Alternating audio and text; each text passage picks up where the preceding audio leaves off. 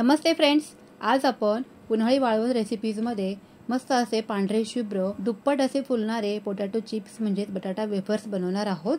हे वेफर्स पहा, कढईमध्ये गेल्यावर छान असे फुललेले आहेत, रंगही बदललेला नाहीये, मस्त पांढरे शुभ्र असे बनवून तयार झालेले आहेत। बऱ्याच वेळेला काय होतं ना की कधी कधी हे वेफर्स वाळल्यानंतर किंवा सुकल्यानंतर उन्हामध्ये काळे पडतात, तळल्यानंतर सुद्धा लाल देखील पडतात। असे होऊ नये यासाठी मी अगदी छोट्या मोठ्या टिप्स आजच्या व्हिडिओमध्ये सांगितलेल्या आहेत, त्यामुळे व्हिडिओ अगदी शेवटपर्यंत नक्की बघा। लहान मुलांना तर असे हे पोटॅटो चिप्स ना इतके आवडतात की बाहेरून चिप्स वगैरे आणण्याची अजिबात आवश्यकता नाहीये, कारण त्यासाठी तेल वगैरे कसं वापरलेलं असतं ते आपल्याला माहित नाही। खूप सोप्या पद्धतीने आणि अगदी झटपट असे हे आपण भरपूर असे बटाटा वेफर्स आज बनवतोय। चला तर मग व्हिडिओला एक लाईक नक्कीच करा, पटकन रेसिपीला सुरुवात करूयात। 5 किलोचे इथे आपण आज बटाटा वेफर्स बनवतोय। वेफर्ससाठी बटाटे विकत घेताना भाजीवाल्यांना अगदी आवर्जून सांगायचे आहे की आम्हाला याचे बटाटा वेफर्स बनवायचे आहेत, तर हे बटाटे चालतील का? तर तसेच वेफर्स करण्यासाठी बटाटे आपल्याला घरी आणायचे आहेत, भाजीचे बटाटे इथे आणायचे नाहीत। गोल गोल असे मोठ्या आकाराचे बटाटे आपल्याला इथे घरी आणायचे आहेत। घरी आणल्यानंतर इथे मी स्वच्छ 2 ते 3 पाण्याने हे बटाटे साफ करून घेतलेले आहेत, कारण त्यांना भरपूर माती वगैरे असते।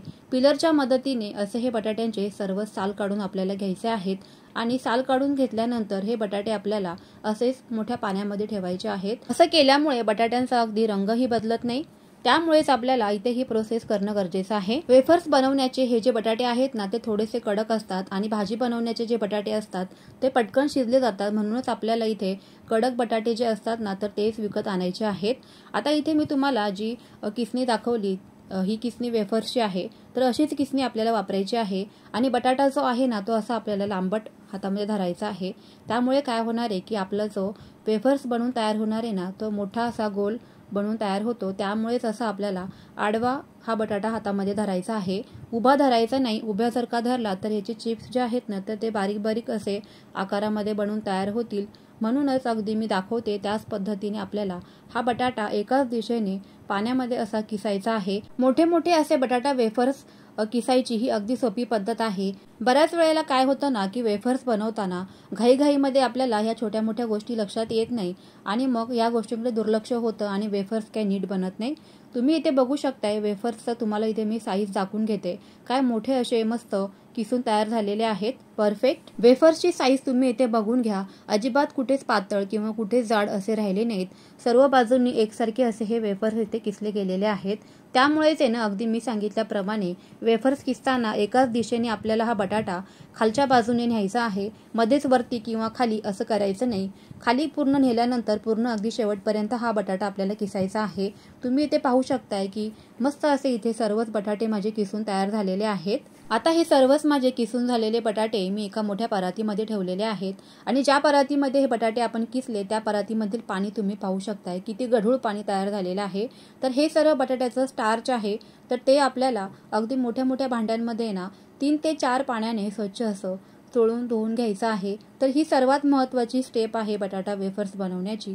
तर ही प्रोसेस किंवा ही जी पद्धत आहे किंवा स्टेप आहे ती स्किप करायची नाही। जोपर्यंत या बटाट्यांचं स्टार्च निघत आहे तोपर्यंत आपल्याला हे बटाटे स्वच्छ असे धुवूनच घ्यायचे आहेत आणि त्याकरिता आहे ना असेच मोठे मोठे भांड्यांचा इथे वापर करायचा आहे, छोट्या भांड्यांचा वापर करायचा नाही। एक एक चिप्स आपल्याला इथे सेपरेट करूनच या पाण्यामध्ये असे धुवून घ्यायचे आहेत। असे हे चिप्स धुवून घेण्याची स्टेप आपल्याला इथे अत्यंत काळजीपूर्वक करायची आहे, नाहीतर मग काय होतं ना की बटाटे काळे पडतात आणि तळल्यानंतर सुद्धा लालही पडतात। त्यामुळेच आहे ना ही अगदी महत्त्वाची टिप्स आहे। चला तर मग सर्वच हे बटाटे मस्त असे स्वच्छ 3 ते 4 पाण्याने स्वच्छ धुवूनच घेऊयात। तिसऱ्या पाण्यामध्ये सुद्धा परातीमध्ये तुम्ही पाहू शकताय की या बटाट्यांचा पुन्हा इथे स्टार्च निघलेला आहे। तर जोपर्यंत हे स्टार्च निघत आहे ना, बघा तुम्ही पाहू शकताय परातीमध्ये अशा पद्धतीचं हे स्टार्च निघतं आणि बटाटे वेफर्स मग काळे पडतात। तर इथे ना काळजीपूर्वक आपल्याला इथे ह्या सर्व स्टेप मी सांगितल्याप्रमाणे करून घ्यायच्या आहेत। असं हे स्टार्च आपल्याला बटाट्यांमध्ये अजिबात ठेवायचं नाही। मोठे मोठेच असे तुकडे न पडलेले इथे मी चिप्स या पातेल्यामध्ये काढून घेतलेले आहेत आणि ज्या बटाट्यांचे किसताना असे तुकडे झालेले आहेत किंवा तुटलेले आहेत तर त्यांची इथे तुम्ही भाजी सुद्धा करू शकता बरं का, हे फेकून द्यायचे नाहीयेत। पुन्हा एकदा या पातेल्यामध्ये हे मी चिप्स जे आहेत ना ते मस्त असे हाताने चोळूनच एकदा धुवून काढते, म्हणजे कुठल्याच प्रकारचं यामध्ये स्टार्च राहणार नाहीत आणि मस्त आपले इथे पांढरे शुभ्र बटाटे तयार होतील. आता चौथ्यांदा मी या पातेल्यामध्ये पाणी घेतलेलं आहे, तर तुम्ही तरी सुद्धा पाहू शकताय की जे पाणी आहे ना ते पुन्हा इथे स्टार्चचं असं बनून तयार झालेलं आहे आणि पाणी खराब सुद्धा झालेलं आहे. त्यामुळे ना मी पुन्हा एकदा हे स्वच्छ असं पाणी याच्यामध्ये बदलून घेणार आहे. आता असे हे चिप्स धुण्यासाठी आपल्याला मोठ्या मोठ्या भांड्यांचा वापर करायचा आहे, जसं की मी आधी सुद्धा सांगितलेलं आहे. असं मोठ्या भांड्यांचा वापर केल्यामुळे ना अगदी खळखळून या पाण्यामध्ये स्वच्छ असे धुता देखील येतात. त्यामुळे शक्यतो मोठ्या भांड्यांचा वापर करा. आता इथे बघू शकता तुम्ही की मस्त असे आपले पांढरे शुभ्र बटाटे इथे बनून तयार झालेले आहेत. अजिबात पाणी खराब झालेलं नाहीये, नितळ पाणी इथे अगदी बनून तयार झालेलं आहे. मस्तच. चौथ्यांदा जे आपण पाणी धुतले इथे बटाटे, तर ते पाणी सुद्धा इथे खराब झालेलं आहे, तुम्ही बघू शकताय. आता तर पहा, पाणी अगदी स्वच्छ आणि साफ इथे आपल्याला दिसत आहे.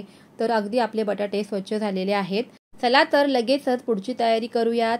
तर त्यासाठी इथे मी 2 मोठ्या पातेल्यांमध्ये ना स्वच्छ असं पाणी उकळण्यासाठी ठेवलेलं आहे गॅसवरती. या पाण्याला आपल्याला खळखळून अशी उकळी काढून घ्यायची आहे अगोदरच, आणि तोपर्यंत किसलेले बटाटे पाण्यामध्येच ठेवायचे आहेत. अजिबात त्यांना बाहेर काढायचं नाही, हवेने सुद्धा ते लाल पडतात.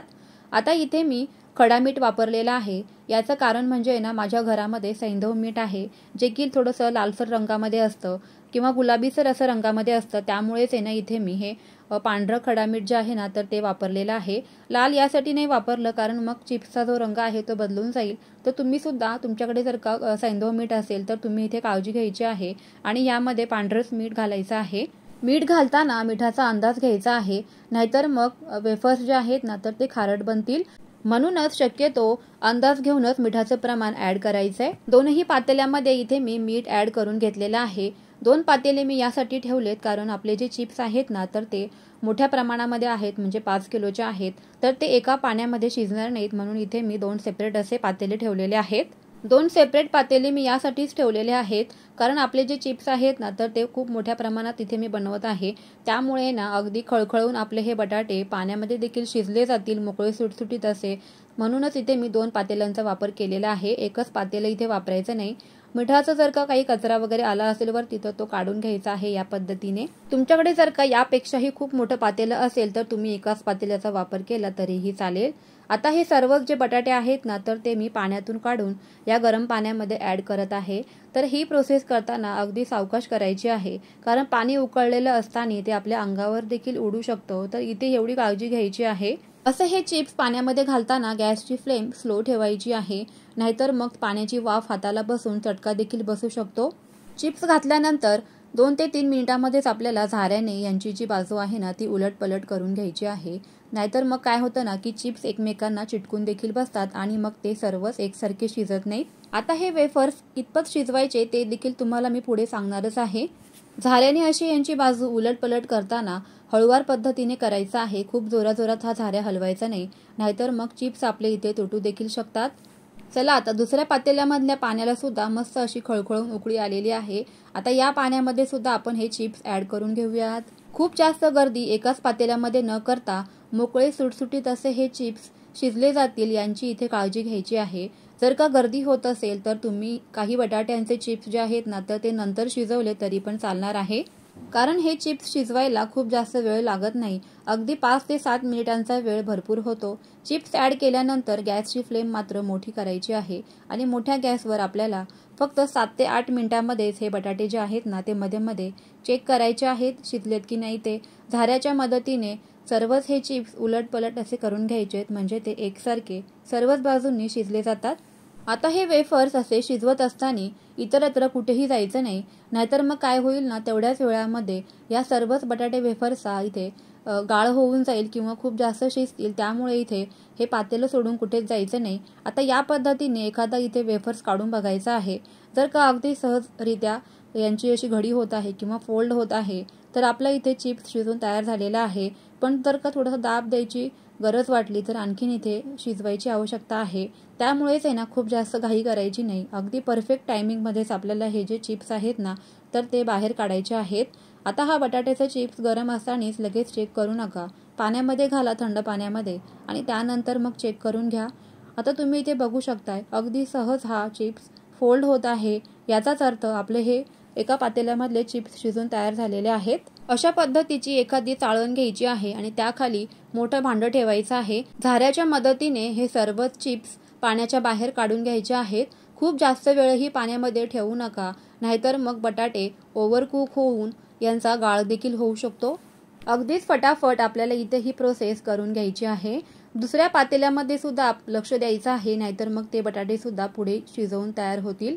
यामधील चिप्स सुद्धा अगदी मी अगोदर सांगितल्याप्रमाणे चेक करून घ्यायचे आहेत आणि शिजल्यानंतर लगेचच आपल्याला पातेल्यामधून किंवा या गरम पाण्यामधून बाहेर काढायचे आहेत. तुम्हाला जर का एकाच वेळेला या 2 पातेल्यांमध्ये असं चिप्स शिजवायला जमत नसेल तर तुम्ही एकेका पातेल्यामध्ये 2 बॅचमध्ये हे शिजवून घेतले वेफर्स तरी पण चालणार आहे. सर्वच बटाटे इथे मी झाऱ्याच्या मदतीने पातेल्याच्या बाहेर काढूनच घेते. चला तर सर्वच बटाटे चिप्स आपल्या इथे मस्त असे शिजवून तयार झालेले आहेत. आता पाणी निथळूनच घेऊयात. त्यानंतर एखाद्या कॉटनच्या बेडशीटवरती किंवा साडीवरती, ओढणीवरती तुम्ही हे जे चिप्स आहेत ना तर ते एक एक करून असे पसरवून सुकत घालायचे आहेत.